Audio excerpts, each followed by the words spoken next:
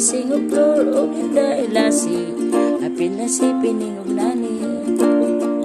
Ang mga anak, ang mga apo, nag-reunion bibo kayo.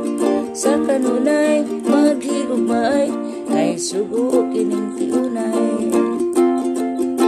Kaming mga apo ni Pedro, kanunay naghahandong panglulo. Salamat sa tanang paimangno, ug sa gugma gikan kanimo.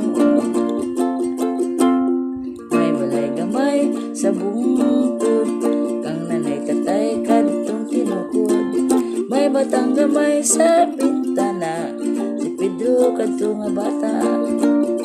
Salamat sa tanang paimangno, ug sa gugma gikan kanimo. Salamat sa tanang paimangno, ug sa gugma gikan kang lulo.